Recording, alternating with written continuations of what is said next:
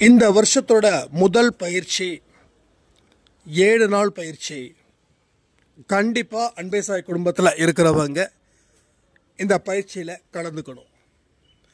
ரெண்டாவது, நாம் செய்யக்கூடிய சின்ன சின்ன விஷயங்களால் நம்ம எந்த அளவுக்கு மோசமாக பாதிக்கப்பட்டிருக்கோம் அப்படின்ற விஷயத்தை கேட்டாவே உங்களுக்கு நிச்சயமாக தலை சுத்தல் வரும். மூணாவது, அதற்கு பதிலாக சில விஷயத்தை நீங்கள் செய்ய ஆரம்பித்தா உங்கள் வாழ்க்கை இந்த 2025 மற்ற மனிதர்கள் போற்றக்கூடிய வாழ்க்கையாக மாறப்போகுதுன்ற வியப்பும் உங்களுக்கு வரும். அதை பேஸ் பண்ணி தான் இந்த 7 நாள் பயிற்சி.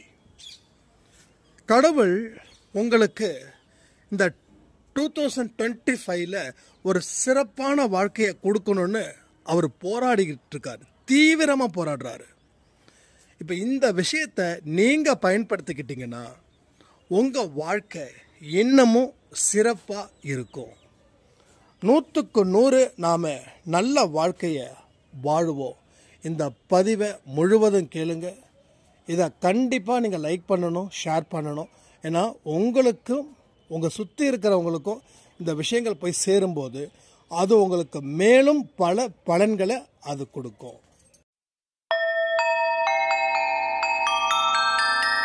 ஓம் சாயிரா சாயிரா, ஓம் சாயிரா சாயிரா, ஓம் சாயிரா சாயிரா, அன்பே சாயிரா, பேரன்பே சாயிரா, அகிலம் தளிக்க ஆத்மா விழிக்க அனுதினம் சாயிரா, எங்கள் அன்பே சாயிரா.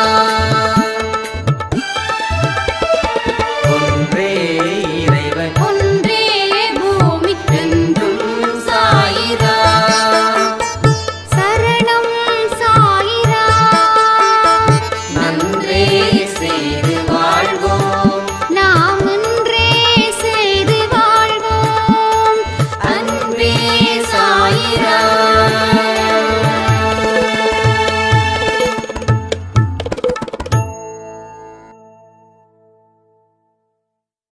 சாயிரா. என் உயிரின் உயிரானவர்களே, ஒவ்வொரு நாட்களும் சாயப்பாவுடைய அனுமதியோட இனி நடக்கும். ஸோ 2025 நம்ம ஆல்ரெடி நிறைய பேசியிருக்கோம். இந்த வருஷம் அன்பே சாய் குடும்பத்தில் இருக்கிற ஒவ்வொருத்தவங்களுக்கும் தங்க கவசத்தை தலையில் அணிவிக்கிற மாதிரியான வருஷமா இந்த வருஷம் இருக்க போகுது. திரும்பவும் சொல்கிறேன், இது எல்லாமே இங்கே உங்களுக்கு ஒரு வெற்றியை தரக்கூடிய ஆண்டாக மாறப்போகுது. இது யார் யாருக்கெல்லாம் நடக்க போகுது? இந்த ராசி பலன்களில் பார்த்தீங்கன்னா ஒரு ஒரு ராசிக்கும் ஒரு ஒரு நன்மைகள் தீமைகள் சொல்லுவாங்க. அதில் எது அதிக நன்மைகளை கொடுக்கும் அப்படின்ற ராசி பலன் ஒன்று இருக்கும். எது மோசமான விளைவுகளை சந்திக்கக்கூடிய ராசி பலன்கள் அப்படியும் இருக்கும். அதே போல் இங்கே யாருக்கு அதிக பலன்களை கொடுக்க போகுது அப்படின்னு ஒரு கேள்வி. அந்த கேள்விக்கு பதில்களை நான் நிச்சயமாக சொல்லணும். 2024 யார் யாரெல்லாம் மோசமான வழியில் பாதிக்கப்பட்டாங்களோ, மற்றவர்களால் ஏமாற்றப்பட்டார்களோ, அவர்கள் பொறுமை காத்து அமைதியோடும் நல்ல குணத்தை வளர்த்தாங்க இல்லையா, அந்த சாய்ராமங்களுக்கு மிகப்பெரிய வருஷமாக இந்த 2025 மாறும். ஸோ எல்லாருக்கும் மாறாது. தனக்கு ஏற்பட்ட கொடுமைகளை இருந்து மீண்டு வருவதற்கு சாயப்பாவோட வழியில தான் நம்ம போகணும்னு சொல்லி ஒரு தெளிவு இருக்குது பாருங்களேன். அவங்களுக்கு இந்த 2025 அப்படின்றது ஒரு எக்ஸலண்டான வருஷமா மாறப்போகுது. எனக்கு இங்க நீங்க நிறைய பேர் சாட் பண்றீங்க. நிறைய பேருடைய விஷயங்கள் ஒவ்வொன்றும் எனக்கு ஓரளவுக்கு தெரியும். அதுல எத்தனை பேர் வெற்றி பெறுவார்கள் அப்படின்றதையும் என்னால ரொம்ப ரொம்ப தெளிவா சொல்ல முடியும்.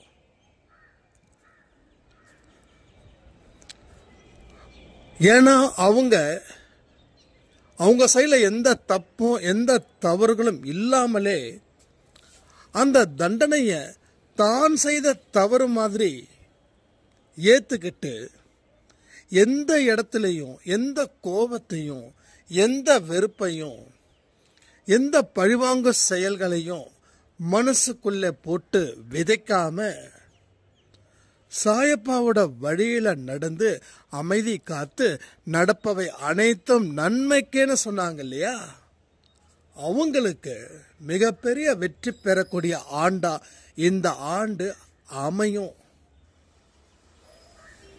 ஏன்னா நான் இதை ரொம்ப தெளிவாகவே சொல்றேன். ஏன்னா எனக்கு நேர்ந்த சில விஷயங்களால நான் எவ்வளோ பாதிக்கப்பட்டேன், அங்கே இருந்து எப்படி நான் மீண்டு வந்தேன். ஸோ என்னை வச்சு மட்டும் இந்த அனுபவத்தை நான் உங்ககிட்ட சொல்லலை. அன்பே சாயில எத்தனையோ பேர் இந்த வழிகளை பாதிக்கப்பட்டு இன்னைக்கு ஒரு நல்ல நிலையில அவங்க வாழ்ந்துகிட்டு இருக்காங்கன்னா சாயப்பா எந்த அளவுல அவங்க வாழ்க்கையில இருந்திருப்பாங்க அப்படின்றத கொஞ்சம் யோசிச்சு பாருங்க. திரும்பவும் சொல்ற ஒரே ஒரு தாரக மந்திரம், இந்த தாரக மந்திரம் உங்க வாழ்க்கையில கடைசி வரைக்கும் இருக்கிற மாதிரி பயன்படுத்திக்கோங்க. எல்லாம் என்னால் கூடும், எல்லாம் என்னால் முடியும். இந்த வார்த்தை உங்க வாழ்க்கையில கடைசி காலம் வரைக்கும் இருக்கணும். உங்க உயிர் நிக்கிற வரைக்கும் இந்த வார்த்தைகளை நீங்க அதிகமா உங்க மனசுல விதைக்கணும். எல்லாம் என்னால் கூடும் அப்படின்னாவே அதற்கு பின்புலமா இருக்கிறது நம்மளுடைய சாயப்பா அப்படின்ற ஒரு விஷயத்தை நீங்க தீர்க்கமா நம்பி அதுக்கப்புறமா அந்த வார்த்தைகளை சொல்லும்போது அந்த வார்த்தைகளுக்கு உண்டான சக்தி மிக பெரிய ஒரு அபார சக்தியா விளங்கும். ஏன்னா ஒவ்வொரு வார்த்தைகளும் உயிரானது, ஒவ்வொரு வார்த்தைகளும் எமோஷனலானது. ஒரு வார்த்தைகளாலையும் நாம பிழைப்போம், ஒரு வார்த்தைகளும் நம்மளை வழி நடத்தும். ஸோ வார்த்தைகளோட சக்தி அப்படின்றது இங்க நிறைய பேருக்கு தெரிஞ்சும் தெரியாமலே இருக்கீங்க. அது என்ன தெரிஞ்சும் தெரியாமலே இருக்கிறோம். இப்போ இந்த விஷயத்த சொன்னா உங்களுக்கு நல்லாவே புரியும். இந்த வார்த்தைகளுக்கு இவ்வளோ பெரிய ஒரு விளைவுகளை கொடுக்குமா, இவ்வளோ பெரிய வாழ்க்கைய கூட மாற்றத்தை ஏற்படுத்துமா அப்படின்னு. ஏன்னா நமக்கு நிறைய விஷயத்தை நம்ம அலட்சியப்படுத்துறோம். சொல்லக்கூடிய விஷயத்தையும் மனசுல வச்சுக்காம நம்ம சிந்தனைகள் வேற எங்கேயோ போய் ரவுண்ட் அடிச்சுக்கிட்டே இருக்குது. நம்மளோட சிந்தனைகள் செதறுது, கவனங்கள் செதறுது. எந்த ஒரு வேலையிலையும் முழு கான்சன்ட்ரேஷனை இங்க வைக்க முடியாத அளவுக்கு ஒரு பெரிய அளவுல இங்க பிரச்சனைகளை ஏற்படுத்துது. வார்த்தைகளுக்கு சக்தி இருக்குது. அது எதனால உங்க வாழ்க்கை மாறுச்சு அப்படின்றத நான் சொல்லட்டுமா? இது சொன்னா நிச்சயமா உங்களுக்கு ஷாக் ஆகும். நாம் அடிக்கடி என்ன நினைப்போம், மற்றவங்களை எந்த வார்த்தைகளை கொண்டு திட்டுறோமோ அந்த வார்த்தைகள் தான் நம்ம மனசுல ஆழமா எண்ணங்களா பதிவாகி அதன்படி நம்ம வாழ்க்கைய வழி நடத்துது. நீங்க சர்வ சாதாரணமா சில மனுஷங்க மேல கோவப்படுறதுக்கு காரணம் அந்த கோபப்படுவதற்கு உண்டான வார்த்தைகளும் அந்த குணங்களும் தான் உங்களை வழி நடத்துதுன்ற விஷயத்த நீங்க இன்னைக்கு வரைக்கும் தெரிஞ்சுக்கல. உங்களை சுத்தி இருக்கிறவங்கள அத்தனை வார்த்தைகளை சொல்லி நீங்க திட்டுறீங்க, நீங்க கோவப்படுறீங்க. அப்போ உங்க மனசுல எந்த மாதிரியான ஒரு வாழ்க்கைய நீங்க வாழ்ந்துகிட்டு இருக்கீங்கன்றது தான் இங்க பொருள்படுது. அப்போ ஒரு அமைதியான வழியில, ஒரு பொறுமையான வழியில நல்ல வார்த்தைகளை மட்டும் பயன்படுத்தி நம்ம வாழ்க்கைய லீட் பண்ணோம் அப்படின்னா இந்த லைஃப் ஒரு பெரிய சக்சஸ்ஃபுல் ஃபார்முலாவா மாற்றி அமைக்க முடியும். ஸோ அந்த மாதிரி மாற்றி அமைச்சவங்க வாழ்க்கையில் அன்பே சாய் குடும்பத்தில் வெற்றி அடைந்திருக்கிறார்கள். அன்பே சாய் குடும்பம்ன்றது ஒரு பல்கலைக்கழகம் மாதிரி.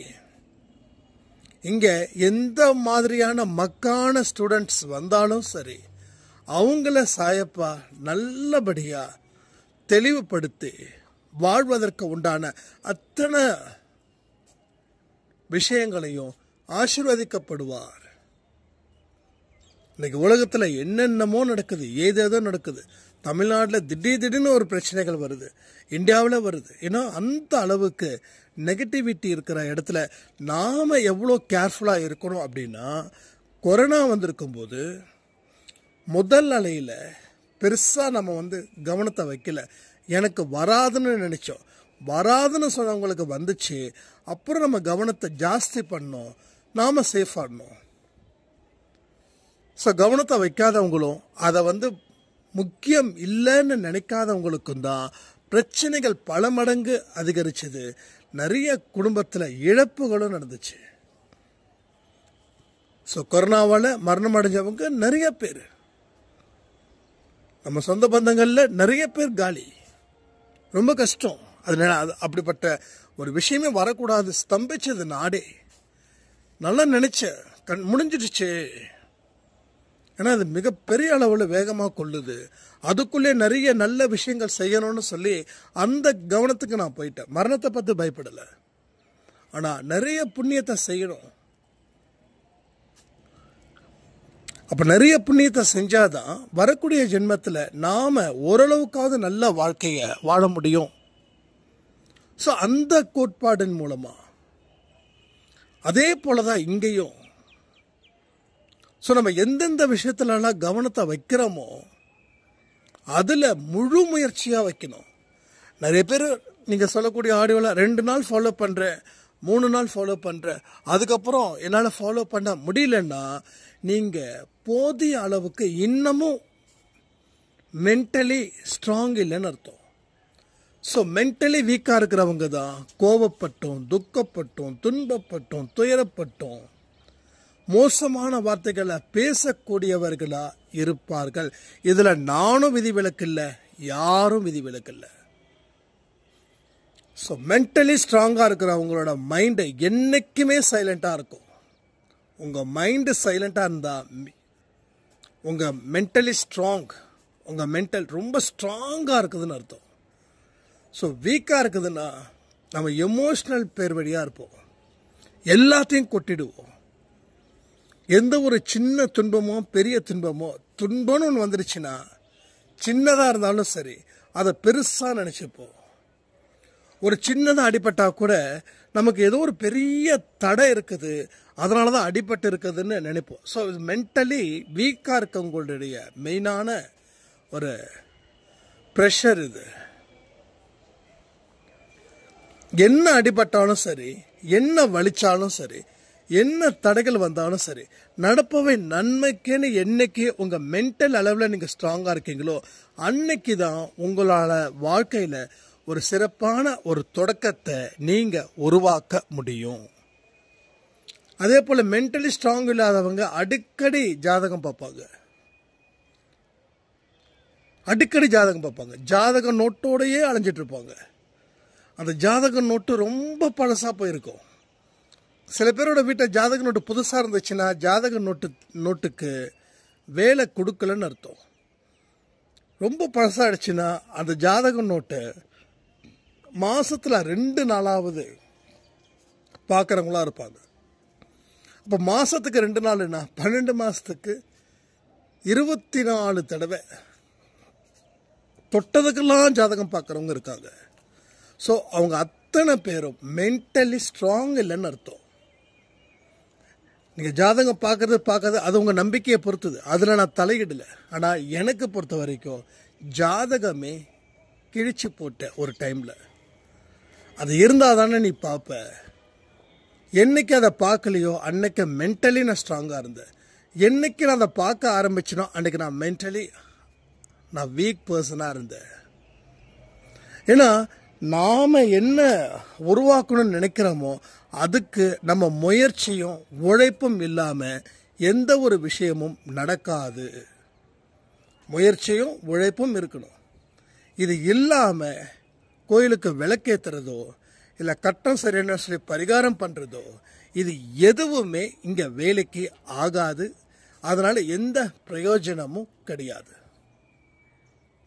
அப்போ நாம் நல்லா இருக்கணும்னா நம்ம வார்த்தைகளை கவனிக்கணும். எவ்வளோ பெரிய கஷ்டங்கள் யார் கொடுத்தாலும் சரி, உங்கள் பக்கம் நியாயம் இருந்தாலும் சரி, இப்போல்லாம் நியாயம் இருந்தால் நான் ஏன் அடி பண்ணியணும், என் மேலே என்ன தப்பு இருக்குதுன்னு சொல்லி நாம் பயங்கரமாக ஃபோர்ஸிங்கில் நம்மளை நாம் பாவத்தை செய்கிறோம். நல்லா யோசிச்சு பாருங்க. தப்பு செய்கிறாம பாவத்தை செய்யலாம், தப்பு செய்யாத நாம ஏன் பாவத்தை செய்யணும்? எத்தனை பேர் இதை நினைச்சிருக்கீங்க? தப்பு செஞ்சவனுக்கு தான் தண்டனை, தப்பு செய்யாதவனுக்கு ஏன் தண்டனை கிடைக்குது? அப்போ கடவுள் தப்பு பண்றாரா இல்லை நாம தப்பு பண்றோமா? ஆனா இந்த உலகத்தோட பார்வையில் கடவுள் தப்பு பண்றதாகவே நாம நினைச்சிட்டு இருக்கோம். அப்படி நினைச்சுக்கிட்டு இருக்கிறதால தான் நாம இப்படிப்பட்ட மோசமான வாழ்க்கையை வாழ்ந்துக்கிட்டு இருக்கோம். ஸோ கடவுள் எனக்கு தப்பு பண்ணலை. ஒருத்தர் தப்பு பண்ணுறான்னா தப்பு பண்ணுறவனுக்கு தான் தண்டனை, அப்பாவிக்கு தண்டனை இல்லை. ஆனால் இங்கே ஏன் அப்பாவிக்கு தண்டனை, அதாவது நமக்கு ஏன் தண்டனை இருக்குதுன்னா அவனை நாம் சபிக்கிறதால அதன் மூலமாக நாம் பெறக்கூடிய தண்டனை. புரியுதா உங்களுக்கு? நாம் தண்டனைக்கு ஏன் ஏற்றுக்கிறோன்னா நம்மளே வலுக்கட்டாயமாக ஒரு வலையில் போய் சிக்கிக்கிறோம். வலையே போடல, வலை இருக்கிற இடத்துல நாம் போய் சிக்கிறோம்.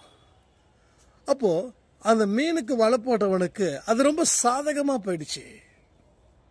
என்னடா நம்ம வலையை போடவே இல்லை, வலை போடுறதுக்கு எந்த கஷ்டமும் படலை, ஆனால் வாலண்டரியாக விழுந்துக்கிறாங்களே, அதோ வலுக்கட்டாயமாக விழுந்துடுறாங்களே அப்படின்ற மாதிரி தான் நாம் வலுக்கட்டாயத்தின் பேரில் அந்த வலைக்குள்ளே மாட்டிக்கிறோம். இப்போதான் உங்களுக்கு புரியும்னு நினைக்கிறேன். ஏன்னா ஏன் நீங்கள் பாவம் செய்யாமலே தண்டனையை அனுபவிக்கிறீங்கன்னா ஒவ்வொரு மனுஷனும் உங்களுக்கு எதிராக செயல்படும் போது உங்களால் பொறுமையை இழந்து நீங்கள் சொல்லக்கூடிய வார்த்தைகள், அந்த வார்த்தைகள் மூலமாக பெறக்கூடிய பாவங்கள்,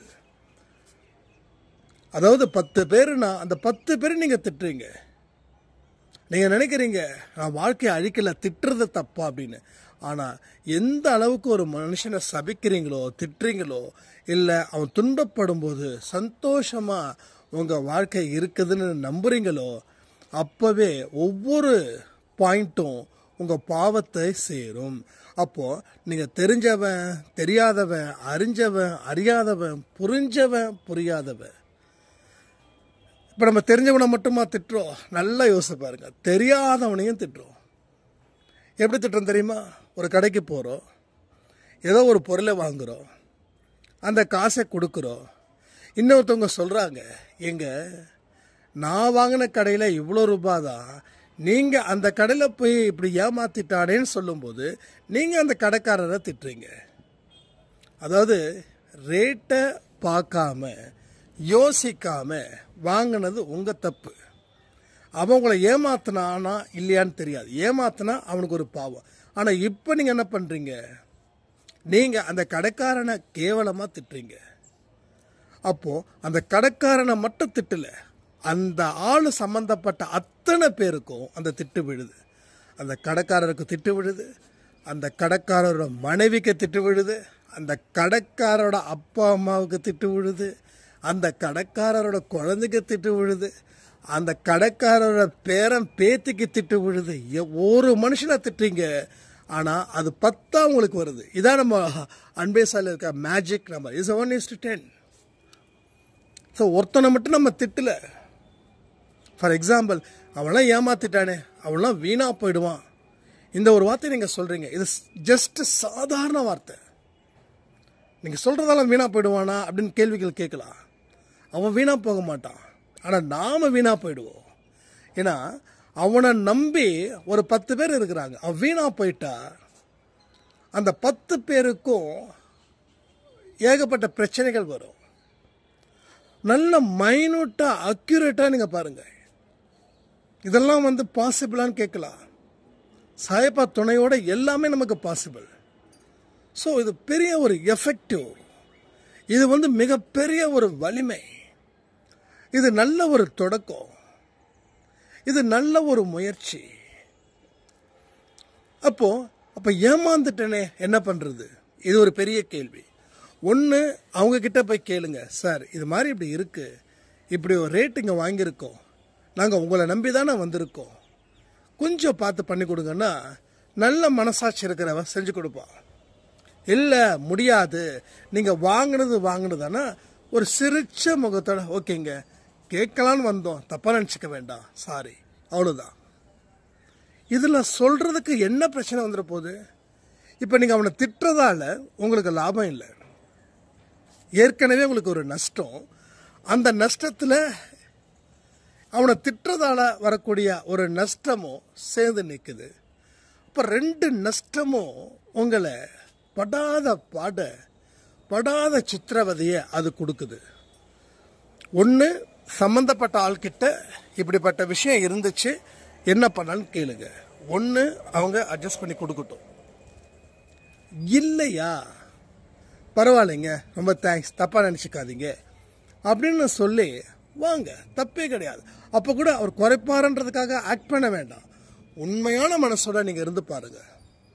இப்போ எந்த மனுஷன் மேலேயும் கோவம் வராது. அதான் நான் சொன்னேன், தெரிஞ்சவன் மேலேயும் சீர்றோம், தெரியாதவன் மேலேயும் சீர்றோம்.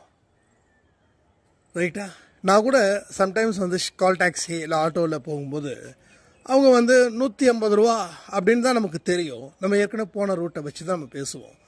அவங்க 250, 300 கொடுங்கன்னு சொல்லுவாங்க. இல்லை வேண்டாம் அப்படின்னா 2-3 பேர் வருவாங்க. அவங்க இல்லைங்க 200, இல்லை 150 தான், 150 தான். ஃபைனலி ஒருத்தர் வருவார், அவரும் பார்கெயின் பண்ணுவார், 150 தான். இப்போ நான் அந்த ஆட்டோவில் ஏறி உக்காந்ததுக்கப்புறம் அவங்களுடைய ஆக்டிவிட்டீஸை பொறுத்து நான் சேர்த்து அவங்க சொன்ன தொகையை கொடுப்பேன். இதனால் அவங்க ஹாப்பி.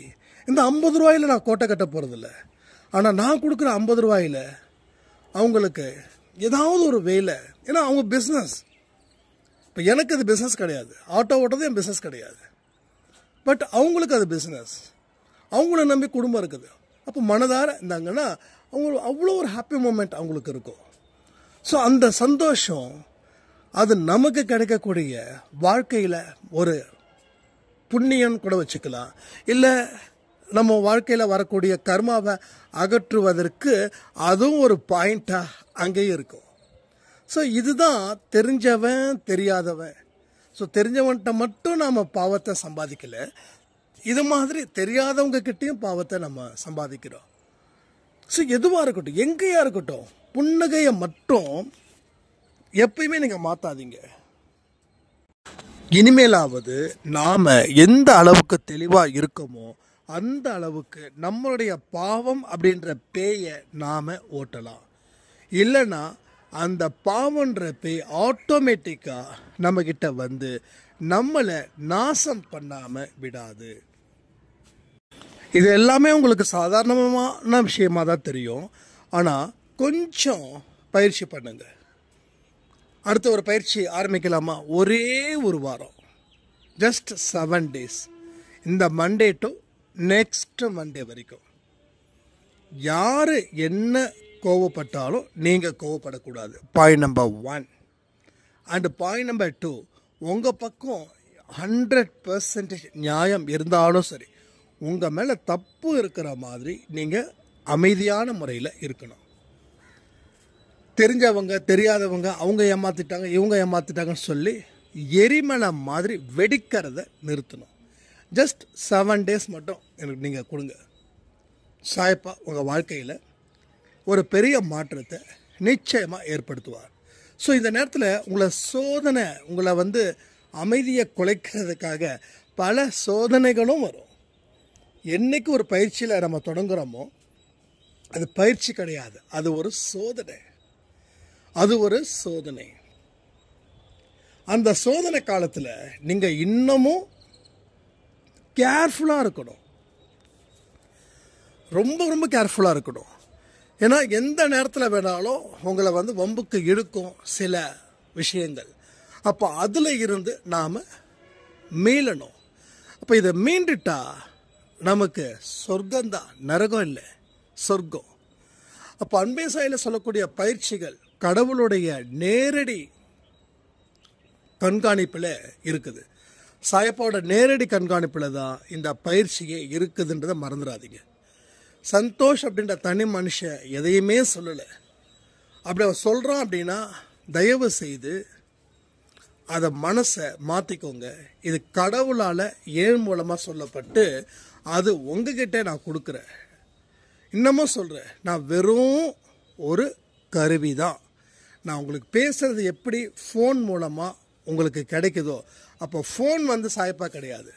அதே போல் நான் என் திறமையால் பேசுகிறேன் அப்படின்னு மட்டும் நினைக்காதீங்க, அது கிடையாது. ஏன்னா சாயப்பாவுடைய முக்கியமான ஒரு விருப்பம் என்ன அப்படின்னா, எத்தனையோ பேர் சாயப்பாவை நம்பி ஒன்றுமே செய்யலை அப்படின்னு இருக்காங்களே, அவங்களுடைய மனசில் சாயப்பா உனக்கு எல்லாமே செய்வார், ஆனால் நீ இதை செய்யாமல் அவர் எதுவும் செய்ய மாட்டார் அப்படின்ற ஒரு உண்மையையும் ஒரு ரகசியத்தையும் சொல்வதற்காகத்தான் எனக்கு வாழ்க்கையில் நிறைய வலியையும் நிறைய ஏமாற்றத்தையும் நிறைய நம்பிக்கை துரோகத்தையும் கொடுத்து அந்த வலியை ஏற்படுத்தி அந்த வழியில் இருந்து என்னை மீட்டு எனக்கு அனுபவத்தை கொடுப்பதற்காக இத்தனை விஷயங்கள் நடக்குது.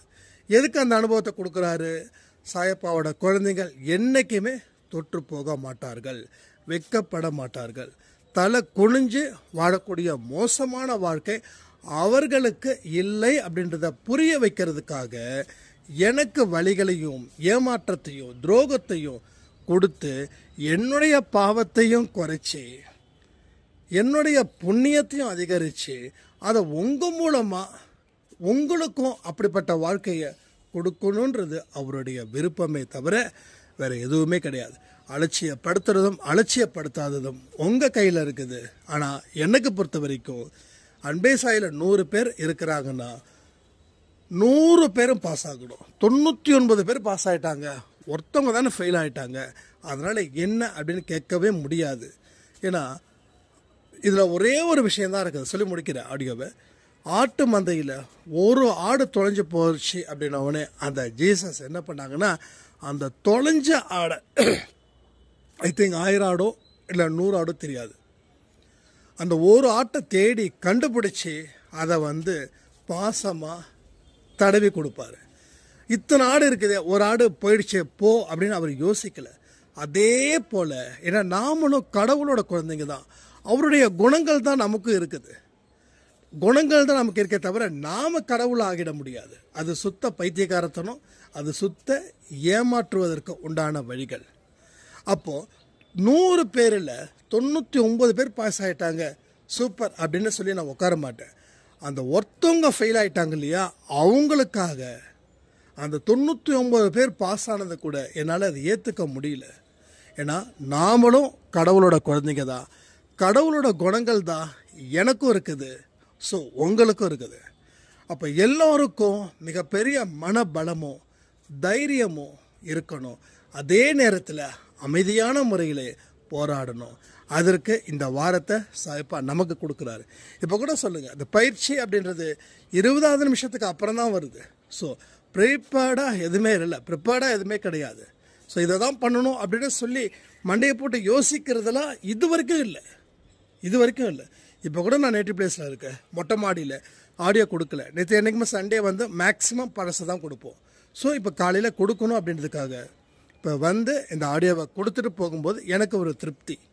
இல்லைன்னா என்னுடைய கடமையை நான் செய்ய முடியாத அளவுக்கு இருக்கும். ஸோ கடமையை சிறப்பாக செய்யும்போது நம்ம நிம்மதியாக நம்ம வந்து வாழ்க்கையில் வாழலான்றது சொல்லி இந்த பதிவை நான் முடிக்கிறேன். ஜெய் சாய்ராம்.